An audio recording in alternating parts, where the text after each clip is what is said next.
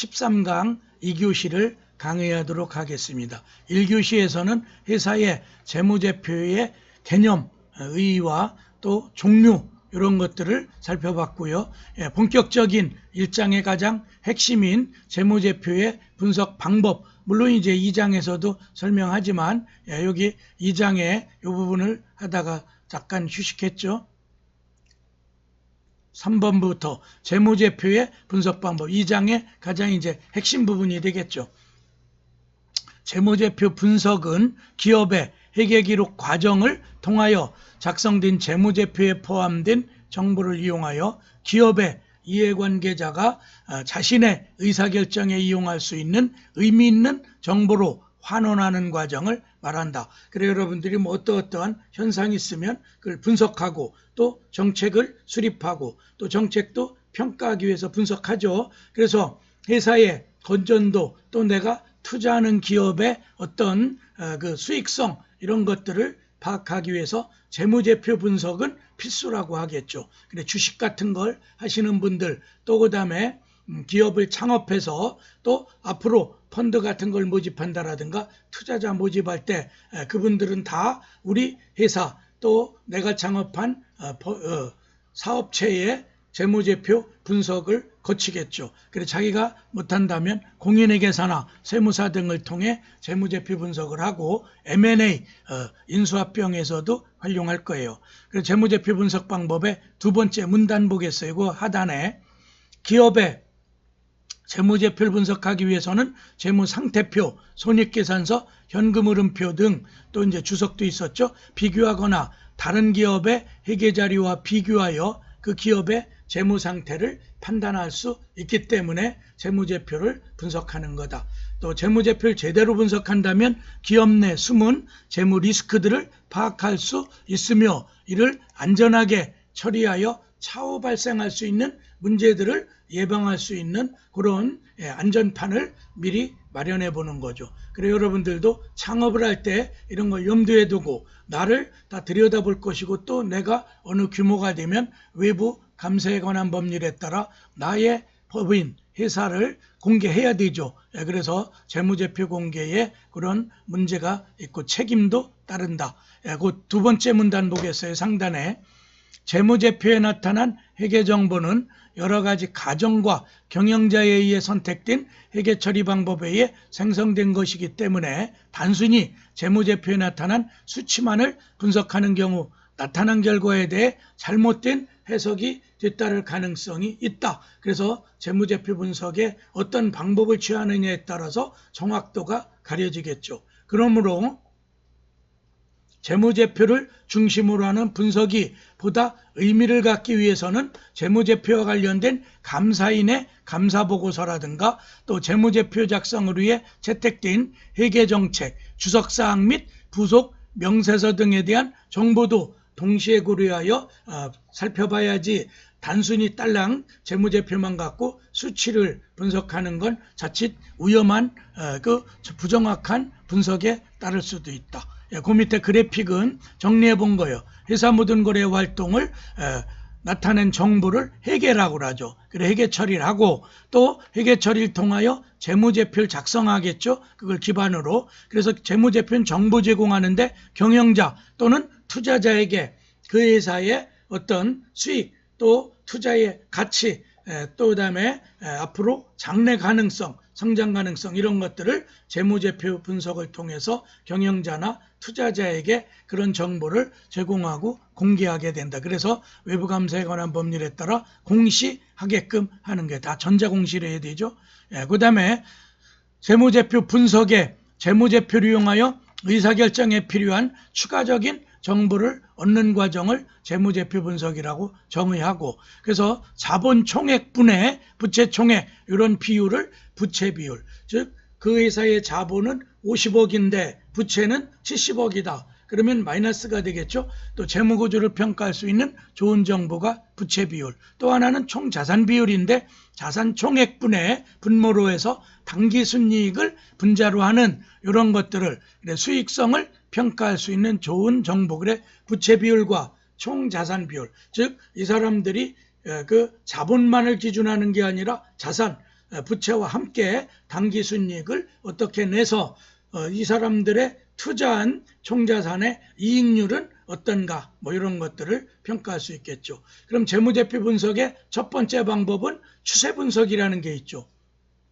일정 기간 동안의 재무제표 항목의 변화를 분석. 그래서 여러분들이 추세, 어떠한 트렌드 뭐 이런 걸로 시계열 분석의 통계학에선 시계열 분석이라는 게 있죠. 그래서 일정 기간 동안에 어떤 추세를 분석하는 거예요. 그래서 추세 분석의 개념을 좀 나눠보면 반가로 1번에 분석하고자 하는 재무제표의 항목을 선정하고 또 기준연도를 설정한 다음에 세 번째 기준연도 이후에 해당 재무제표 항목을 기준연도 항목에 대한 비율로 표시해서 그 흐름을 분석할 수도 있다. 또 두 번째 분석 방법은 구성비율 분석.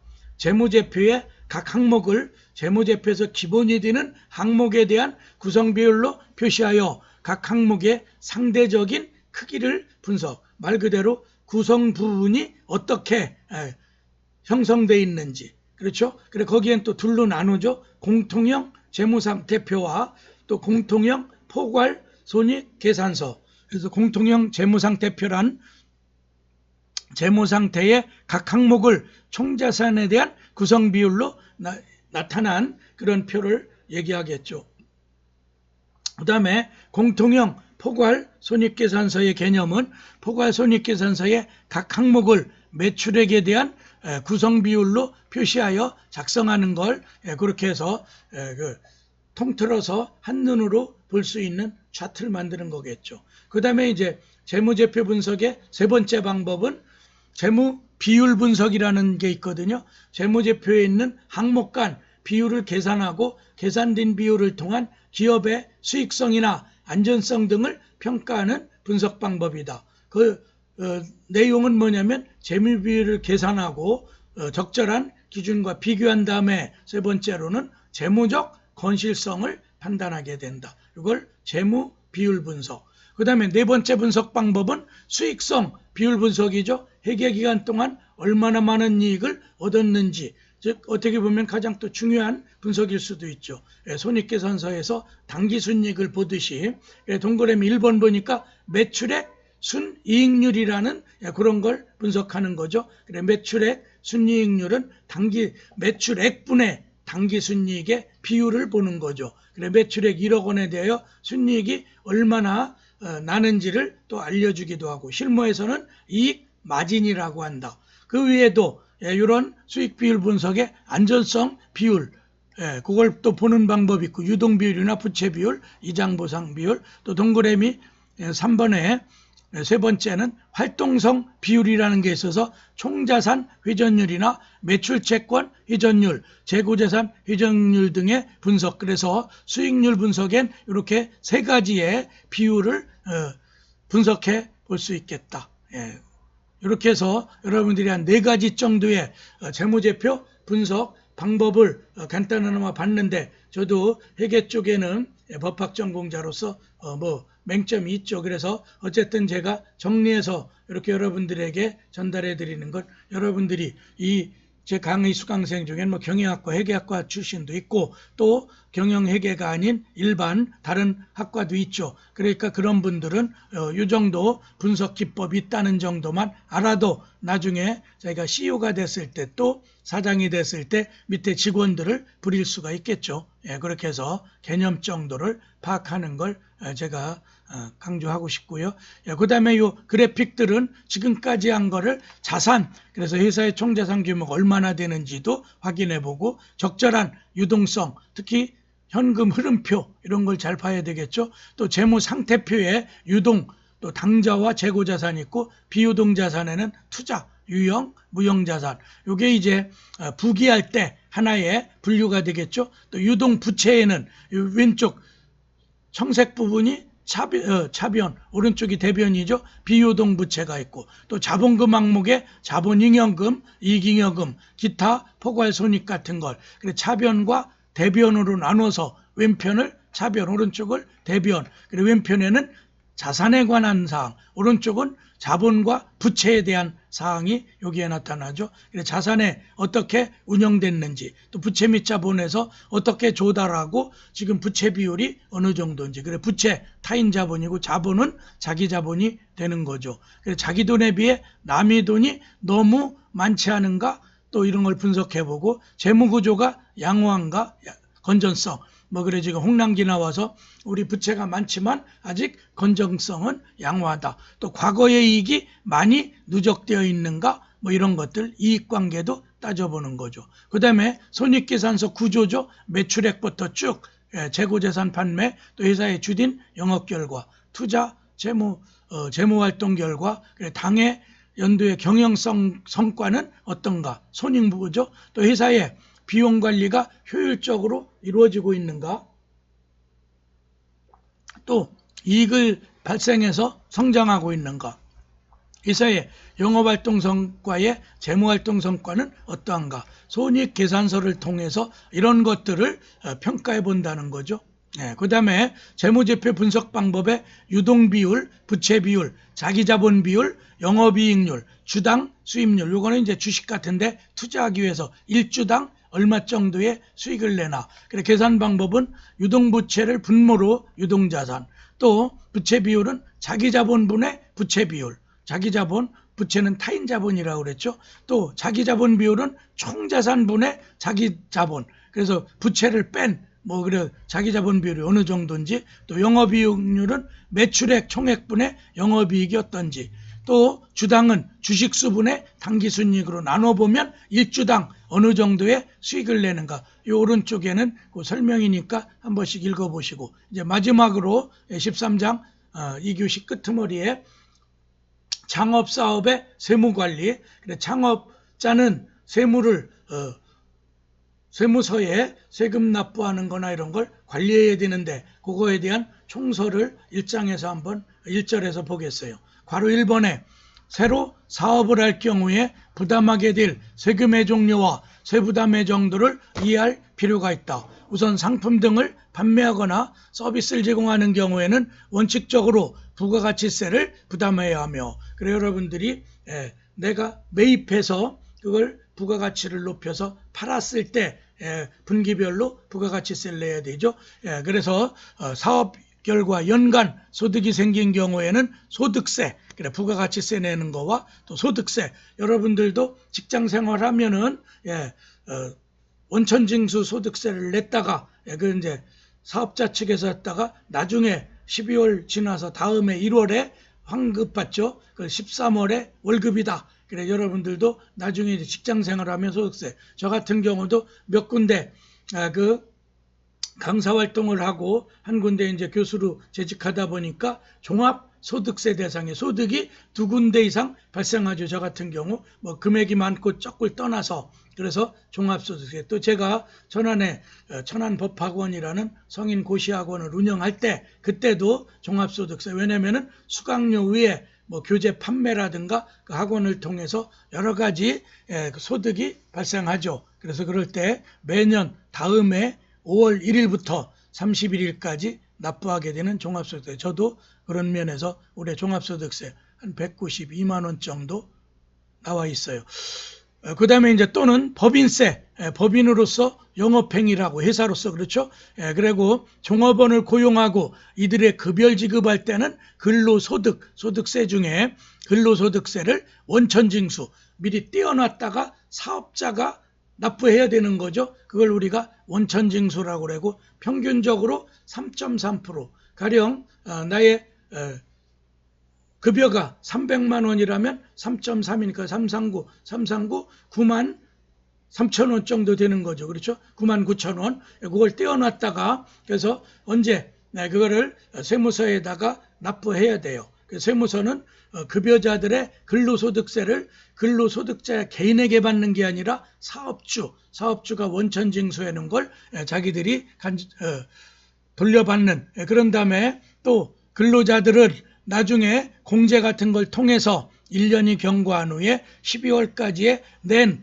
원천징수한 세금 중에 공제 받은 걸 빼고 돌려받죠. 그래서 저 같은 경우도 이제 한남대 같은데 강사료는 다 3.3 냈다가 뭐 여기서 한 165만 원 되니까 냈다가 나중에 1월달 그래 12월까지 이제 그 스스로 신고하죠. 그러면은 어디 원천징수한 그 한남대 자체에 여기 이제 또 재무과 있나 재무처가 있나 거기에서 경리과에서 신고를 해줘요. 그러면은 저는 이제 국세청을 통해서 나중에 돌려받고 또 1월달 그 월급이나 또 강사료에 합산돼서 돌려받고 그래 20몇만 원 냈다가 전액을 돌려받죠. 그 급여 자체가 작은 거니까 그렇게 해서 근로소득세는 원천징수 제도가 있다. 그래서 여러분이 창업을 해서 월급을 줄 거 아니에요? 그럼 종업원들에게 월급 뭐 250 준다. 그럼 3.3%를 띄어서 갖고 있다가 그거를 세무서에다 일단 납부해 놓고 나중에 다시 3.3에서 공제돼서 정확한 왜냐면 중간에 세법이 개정될 때도 있고 또 미리 공제하는 걸 다 원천징수하는 기관이 알 수가 없죠.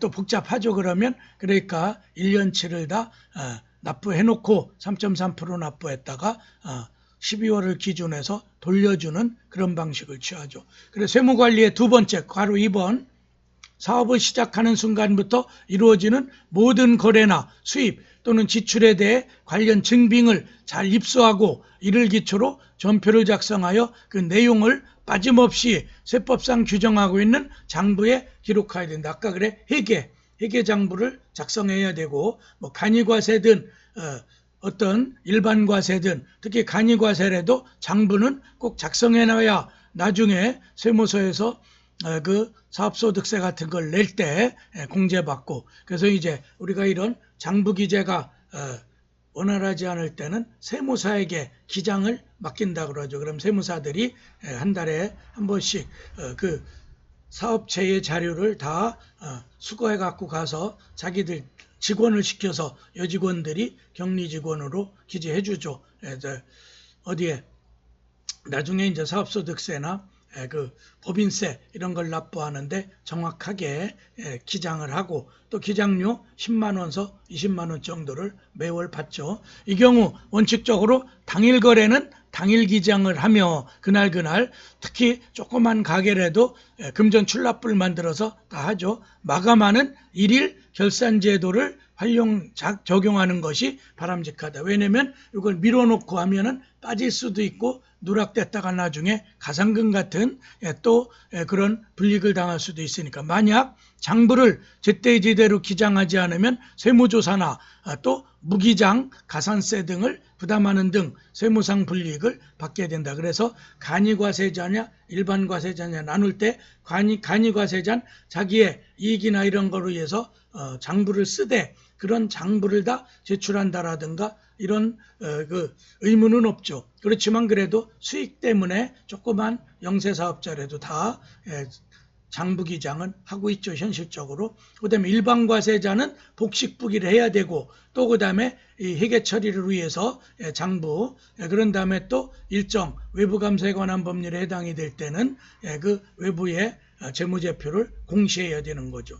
그 다음에 그거 조금 더 설명해 보면 증빙을 항상 해놔야 된다. 그래 저도 전에 창업한 그런 경험에 따라 지금도 뭐 어제도 이제 세명대학교 강의 갔다 오느라고 고속도로를 이렇게 통과하면은 뭐 5,000원, 뭐 3,000 얼마 이렇게 이제 통행료를 내죠. 그러면 그 조그만 영수증인데 그걸 전부 챙겨요. 그랬다가 이제 비닐봉지 담아놓는데 저를 지금 뭐 기장해주고 이런 것도 없으니까 나중엔 버리지만 어쨌든 여러분들이 항상 조그만 현금카드를 쓰더라도 체크카드 또 신용카드를 쓰더라도 영수증 줄까요? 그러면 여러분이 챙기는 게 원칙이에요. 그래서 그걸 그 사람들이 버리고 그 사람들이 금방 쓰레기통에 넣는다고 해도 그래도 내 영수증은 내가 챙기는. 그래 여러분들이 앞으로 오늘 제 강의 이후에는 창업자로서 세무관리 차원에서 모든 증빙, 모든 영수증, 지출 정확하게 그래야 나중에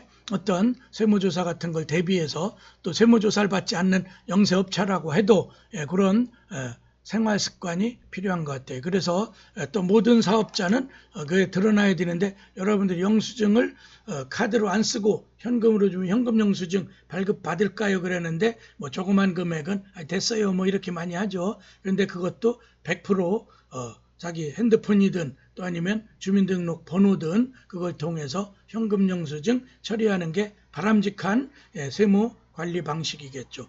그래서 끄트머리 다시 한번 설명해 보면 밑에 세 번째 줄 사업에 대한 세금 부과의 근거는 증빙서류, 각종 계약서, 세금계산서, 거래 명세표, 영수증 등 거래와 관련된 모든 이걸 실무에선 증빙이라고 그래. 뭐 증빙 서류인데 증빙 그러죠. 증빙 제출하세요. 뭐 세무서에서 전화 와가지고 그래서 또 동증빙이 철저히 입수되고 있는지와 이를 기초로 회계 처리를 잘하고 있는지 그리고 후일 있을지도 모를 세무조사를 대비하여 잘 보관하고 있는지를 확인해야 된다. 여러분들이 이러한 증빙을 기장을 맡긴 세무사 사무실에서 한 달에 한 번씩 그 직원이 와서 수거해 가죠. 그래 우리도 저도 학원을 운영할 때 여직원이 한 2분 있었는데 그중에 한 분은 격리 업무를 주로 했죠. 그러면 그걸 전부 대봉투에다 모아놨다가 영수증 발급한 걸 다 그걸 이제 한 달에 한 번씩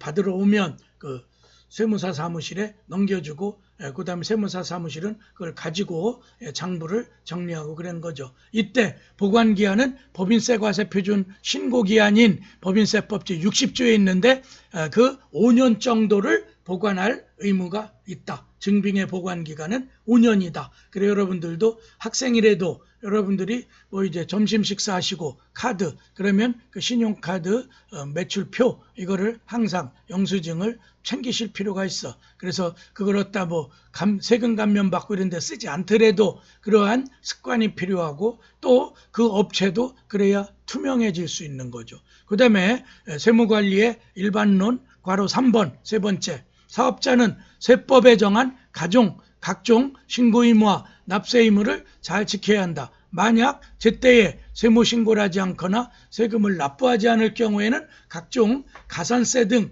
뭐 50%의 가산금 막 이렇게 붙죠. 불이익이 따르게 된다.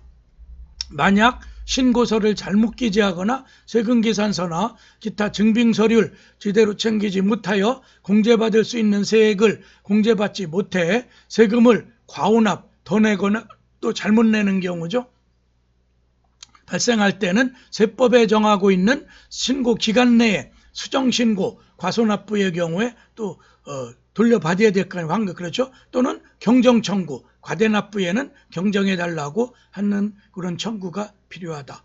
그 다음에 네 번째 일반론 보면은 총설 만약 위법, 부당한 세금을 억울하게 부과당한 경우에는 세법에서 규정하고 있는 각종 구제제도 예를 들면 과세전 적부심사제도 그거는 국세청 내부에 적부심사를 내는 거죠. 이른바 행정심판이고 또 납세자 보호담당관 제도가 있어서 그 보호담당관과 컨설팅을 받아서 그 구제를 받을 수도 있고 또 세무서 자체 국세청에다 이의신청이나 심사청구 그래서 이제 국세심판원이 있죠. 뭐 지식재산권에도 특허심판원이 있듯이 그래서 이제 그 심사청구 같은 걸 넓은 의미의 행정심판의 범주에 들어가죠. 근데 법에 의한 조세불복 청구 그래도 이게 이제 불복을 또 해결이 안 되면 마지막에는 행정소송, 조세소송을 제기하는 거죠. 그래 마지막에는 사법심사를 받는 거예요. 그래 여러분들이 법학을 전공 안 해도 항상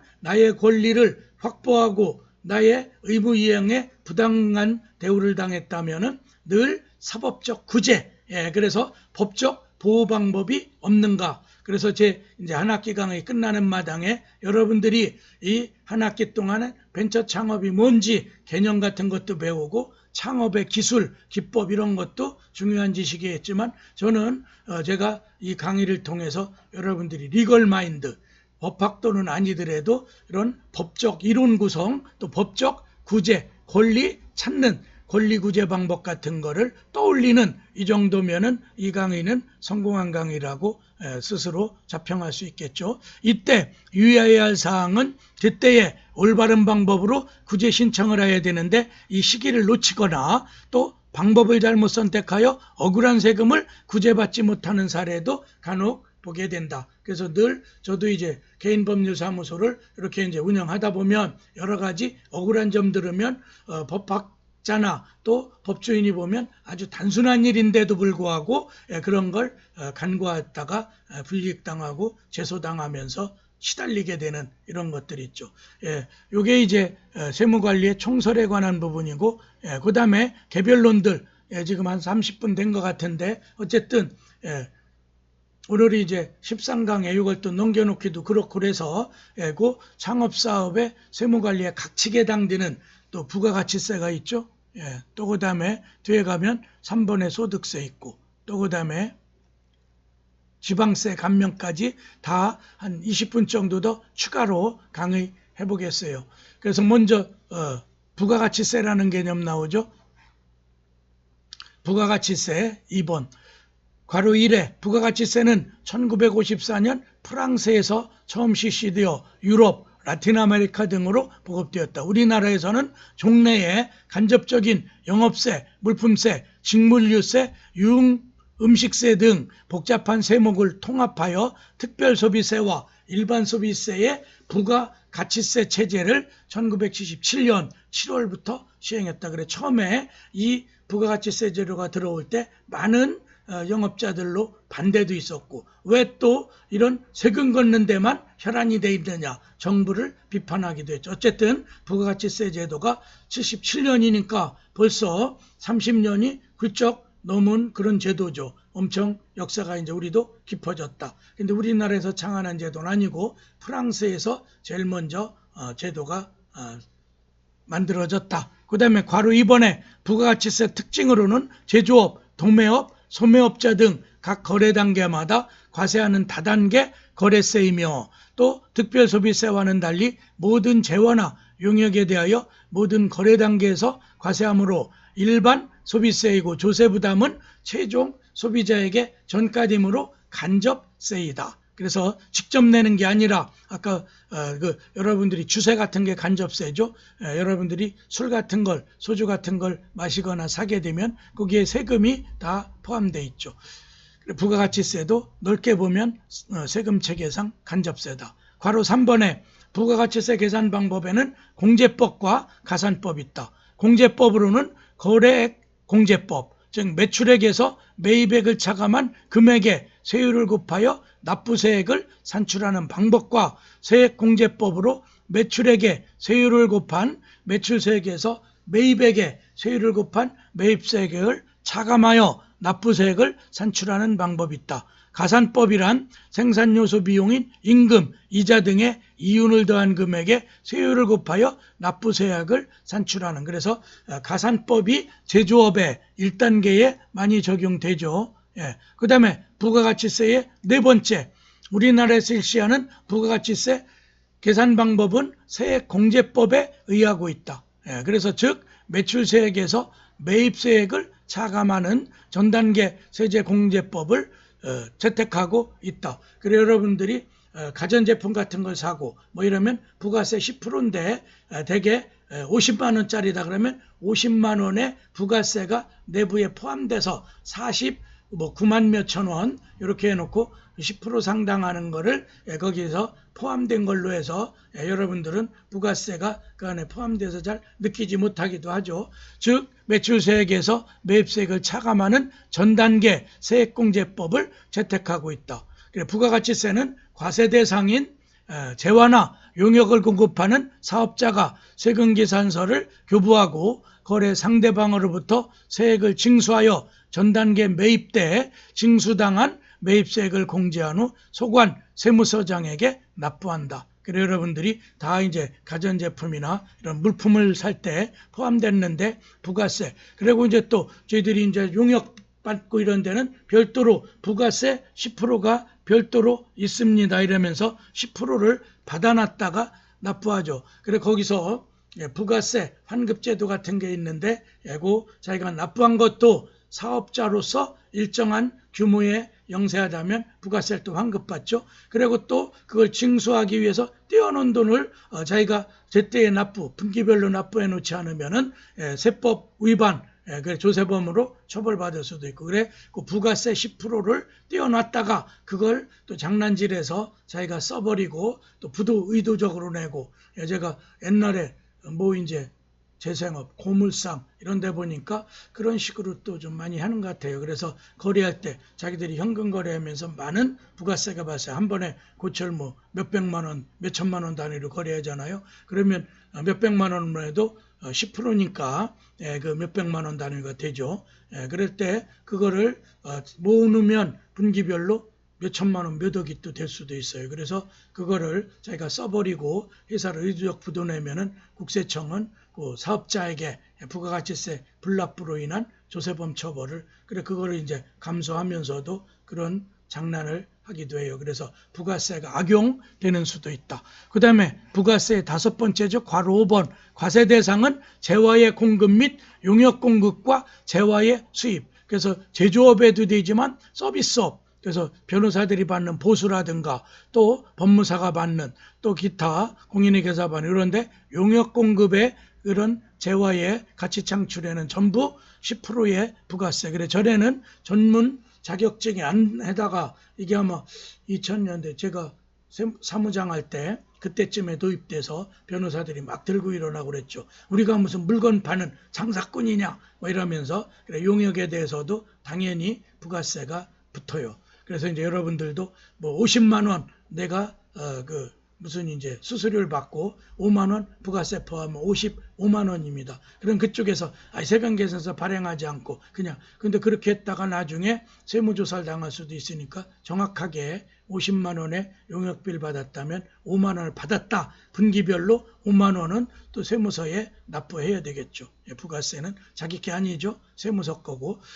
그렇게 해서 이제 받아서 준다. 즉 재화나 용역 그 자체가 아니라 과세 거래 대상. 그래서 이제 용역 중에도 좀 면세되는, 제가 했던 학원 사업 이런 데는 부가세 면세 업종이에요. 그래서 저는 종합소득세 냈어도 부가가치세는 별도로, 그거는 교육 사업을 권장하고 또 교육을 권장하기 위한 특례죠. 그렇죠? 또 재화라 하면 재산적 가치가 있는 기계, 제품, 상품들 모든 유체물과 전기, 열 및 관리에 쓰는 자연력 등의 무체물, 전기 같은 것도, 또한 용역이라면 재화 위에 재산적 가치가 있는 영무, 서비스 정도죠. 기타 행위로서 시설물이나 권리의 사용 행위도 포함. 그래서 여러분들이 임대료 이런 데도 부가세가 10%가 붙죠. 저도 지금 천안에 제 개인 연구실 겸 사무실 지금 이렇게 녹화하는 이 장소가 70만 원의 임대료가 있는데 농협 건물이고 정확하게 세금계산서를 매달 발행해요. 그래 놓고 7만 원의 부가세에서 제가 77만 원씩 납부하고 있는 거죠.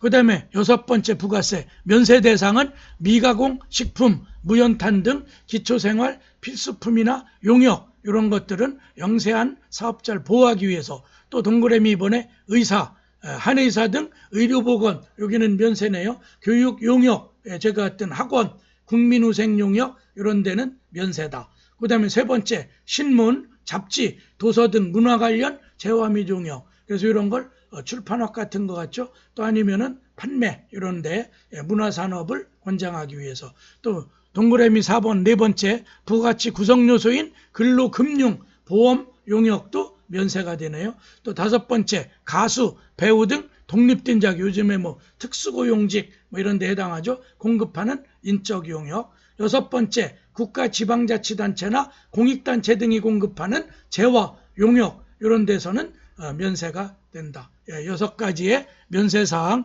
기억해 두시고 암기하세요. 오늘 아무래도 안 되겠어요. 13차 강의는 여기까지 하고 소득세, 그 다음에 뒤에 법인세도 남아있고 또 마지막에 지방세 감면, 여러분 뭐 창업에 중요하겠죠. 이런 부분이 한 30분 분량이 남아서 이거는 다음 14강의 이 부분과, 그리고 마지막 강의는 창업지원제도인데 창업지원제도는 앞 강의에서도 살펴봐서 짧게 1시간 정도 분량으로 PT를 만들고 소득세부터 그 14강에 붙여서 강의하겠어요. 지금 뭐 한 40분 넘게 강의한 것 같은데도 아직도 강의. 또 이게 2메가 넘으면 안 돼서 제가 이걸 압축해서 올리고 있는데 어쨌든 여기까지 강의 오늘 마치고 다음 14강에 소득세부터 나머지 법인세 또 지방세 감면제도, 여러분에게 중요한 건 창업자에게 지방세 감면 뭐 끄트머리 그런 거겠죠. 어쨌든 오늘 강의는 여기서 다 마치겠습니다. 수고하셨습니다. 감사합니다.